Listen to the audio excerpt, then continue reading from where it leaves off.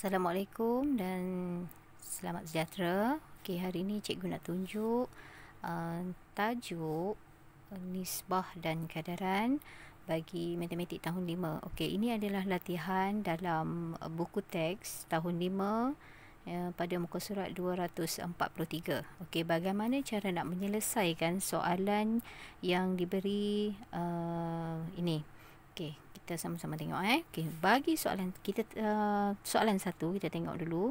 Yang berikut ialah resepi agar-agar koko untuk satu adunan. Okey, bahan-bahannya adalah 1 paket atau 10 gram serbuk agar-agar, 400 ml susu sejat, 800 ml air, 3/4 cawan gula pasir, 3 sudu besar serbuk koko, 1 helai daun pandan dan secubit garam. Okey. Tengok soalan A. Hitung isi padu susu sejat yang diperlukan apabila menggunakan 20 gram serbuk agar-agar. Okey, dia nak kalau serbuk agar-agar 20 gram, berapakah jisim isi padu sejat yang diperlukan? Okey, untuk langkah pertama, kita tengok cikgu kira A, soalan A. Kita keluarkan maklumat daripada bahan yang diberi ini.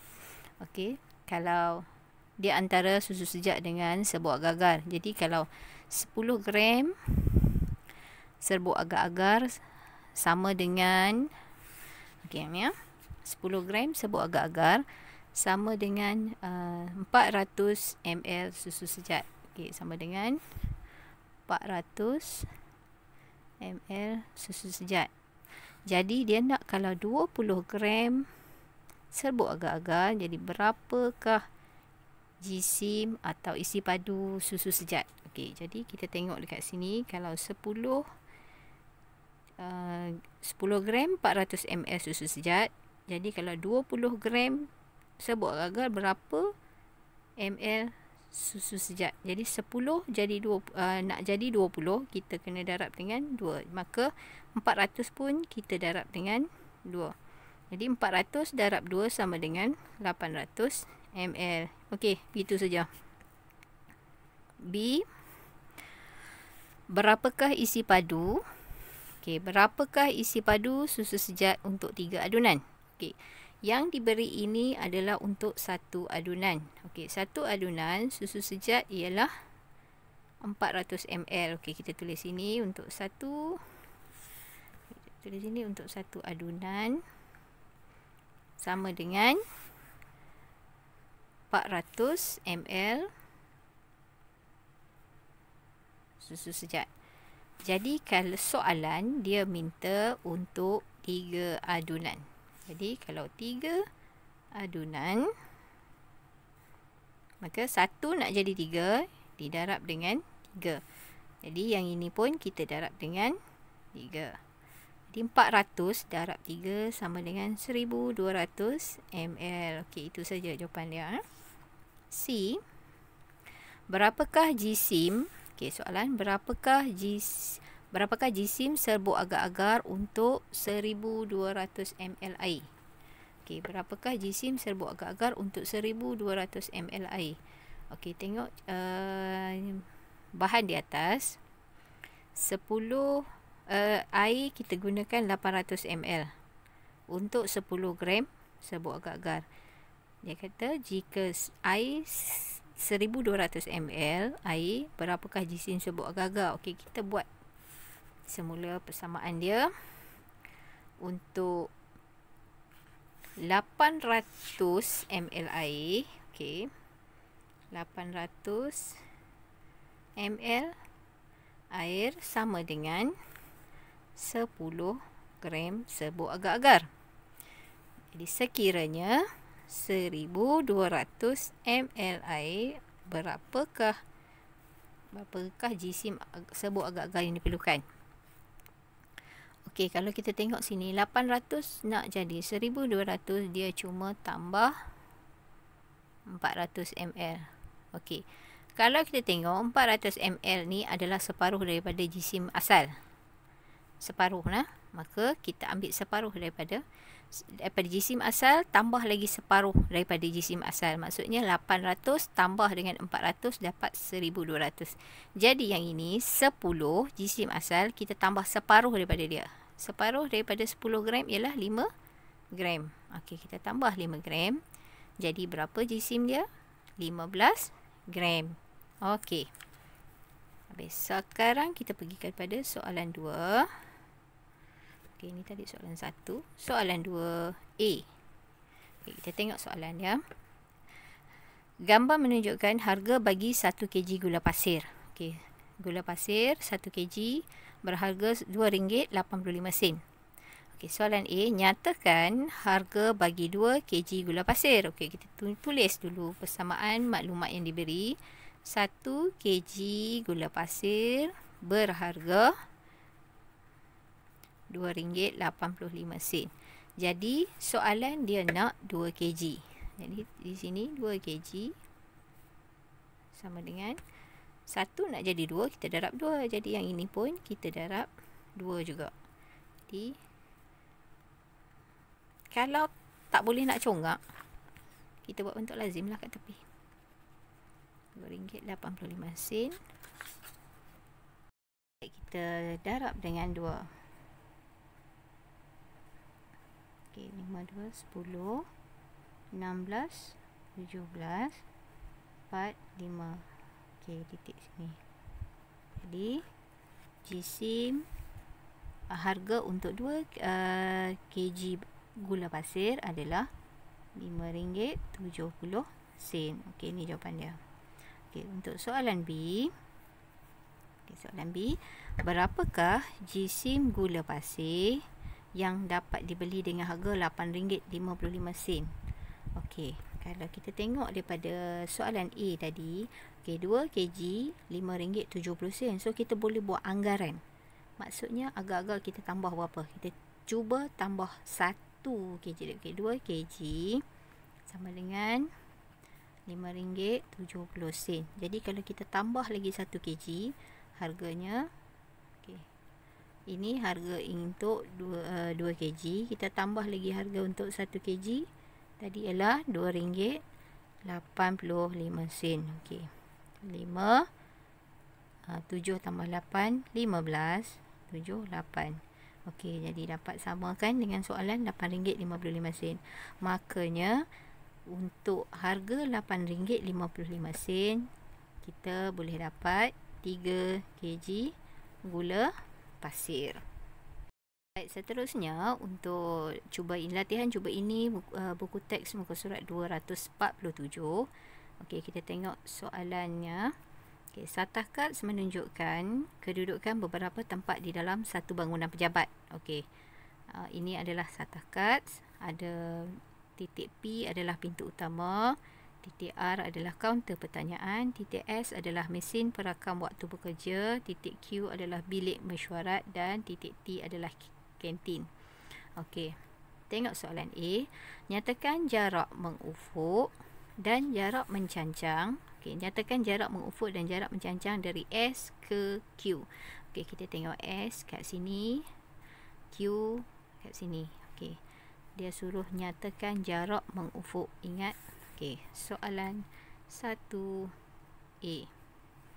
Kalau jarak, mesti kita kena beritahu unit mengufuk berapa, unit mencancang berapa. So kita boleh conteng dekat sini. Okey, S ke Q, ingat S ke Q, kita pergi mengufuk dulu.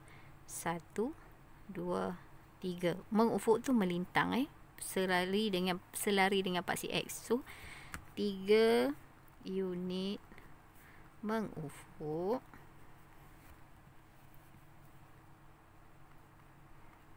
koma.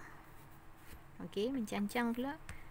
Kita tengok sini mencancang daripada titik yang kita berhenti tadi, mencancang naik ke atas 1 2. Okey, jadi di sini kita akan tulis 2 unit mencancang. Okey. Soalan B. Okey, tengok soalan B. Apakah jarak yang dilalui oleh Lucy dari R ke kantin? Sama saja, cuma istilah yang digunakan berbeza. Dia nak jarak R ke kantin. Okey, titik R kat sini iaitu kuantum pertanyaan dan ke kantin. R ke kantin. So kita cari mengufuk dulu. Okey, R duduk pada paksi X ialah 3. T pun pada paksi X ialah 3. Maka bila duduk selari pada paksi X 3, 3, maksudnya jarak mengufuk dia kosong. Okey, kosong unit mengufuk, koma. Okey, mencancang kita terus gerak ke atas.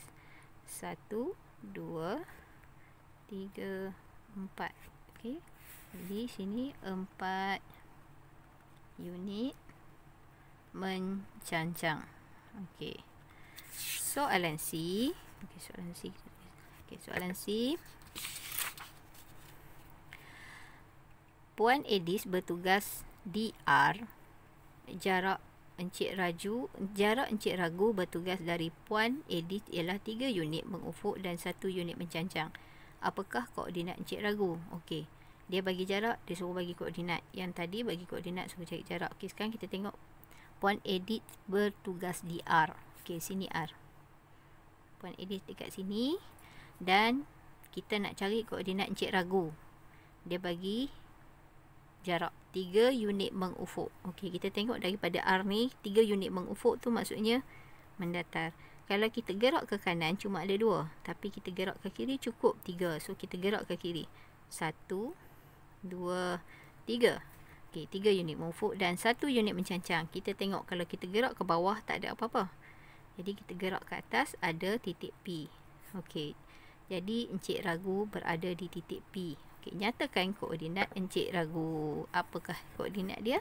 Koordinat dia ialah, okey, nak tulis koordinat ingat kena buka kurungan. Mengufuk dulu 0, mencancang 2. Okey, itu saja. Seterusnya pergi soalan 2. Okey, tengok soalan 2. Isi padu air yang tinggal di dalam botol J dan botol K masing-masing ialah 0.5 liter dan 3 liter. Maksudnya J 0.5 liter, K 3 liter. Hazel menuangkan 1.5 liter air ke dalam botol J. Dia tambah lagi ke dalam botol J. Nyatakan nisbah jumlah isi padu air yang terkini dalam botol J dan K kepada isi padu air yang terkini dalam botol J. Okey, kita nyatakan keluarkan maklumat dulu. Okey, kalau kurang faham nah, keluarkan balik botol J dan botol K. Okey, botol J adalah 0.5 liter. Botol K adalah 3 liter. Okey, sekarang ni kata Hazel menuang 1.5 liter air lagi ke dalam botol J. Maksudnya dia tambah lagi 1.5 liter ke dalam botol J. Okey. Nyatakan nisbah jumlah isi padu air yang terkini dalam botol J. Maksudnya jumlah terkini setelah ditambah tadi 0.5 tambah 1.5. 5 tambah 5 10. Atas ini 0 tambah 1 1 tambah 1 2. Jadi 2.0 liter. Okey, botol J adalah 2.0 liter. Botol K tak ada tambahan, 3 liter. Okey, dia nak isi padu botol J isi padu terkini dalam botol J dan K kepada isi padu air yang terkini dalam botol J. Okey, maksudnya jumlah J tambah dengan K. Okey, J 2 tambah 3 sama dengan, maksudnya dia nak ni J tambah K nisbah J tambah K kepada J. Okey, so J tambah K 2 tambah 3 sama dengan 5. Nisbah J ialah 2. Dalam nisbah tak perlu tulis unit. Okey, jadi jawapannya ialah 5 nisbah 2. Okey, sekarang kita tengok soalan 3. Adira menggunakan 2 cawan gula perang dan 5 cawan tepung untuk membuat sejenis biskut. Berapa cawan gula perang yang diperlukan untuk 15 cawan tepung? Okey, kita keluarkan maklumat. Soalan 3. dia guna 2 cawan gula perang. 2 cawan gula perang. Kemudian untuk 5 cawan tepung. Okey. Ini sukatan dia. 2 cawan gula perang untuk 5 cawan tepung. Jadi untuk berapa cawankah gula perang digunakan sekiranya, okey, berapa cawan gula perang digunakan sekiranya dia menggunakan 15 cawan tepung. Okey, sekarang kita tengok 5 nak jadi 15, dia darab dengan 3 kan. 5 darab 3 sama dengan 15. Jadi 2 cawan tepung ni kita darab 3 jugalah. 2 darab 3 sama dengan 6 cawan gula perang. Okey. Nombor 4. Soalan yang keempat. Sebuah mesin pencetak dapat mencetak 400 keping poster dalam masa 1 jam 20 minit. Berapakah masa dalam minit yang diperlukan untuk mencetak 700 keping poster yang sama? Okey. 400 keping 1 jam 20 minit. Okey, soalan 4. 400 keping sama dengan 1 jam 20 minit. Oleh kerana jawapan dia nak dalam minit, jadi kita tukarkan 1 jam 20 minit ni terus kepada minit. 1 jam 60 minit tambah dengan 20 minit jadi 80 minit. Jadi kita tukarkan terus, iaitu 80 minit. Okey. Soalan yang dia nak, berapakah masa? Maksudnya dekat sini. Okey. Berapakah masa sekiranya mesin itu diperlukan untuk mencetak 700 keping? Okey. 700 keping berapa minit? Jadi kita cari berapa keping dalam masa 1 minit. Jadi kita bahagi dulu 400 keping kita bahagi dengan 80 minit. Okey, potong sifar, potong 8 kali 1, 8 kali 5, 40. Jadi di sini kita boleh buat kesimpulan, ini minit tadi ya, 80 ni adalah minit, 400 ini adalah keping. Jadi dalam masa 1 minit, okey, mesin itu boleh mencetak sebanyak 5 keping poster. Okey, ini adalah asas. Jadi kalau 700 keping poster, berapa minit diperlukan? Kita ambil 700 jumlah keseluruhan bahagi dengan 5. 5 keping. Sebab 5 keping mewakili 1 minit.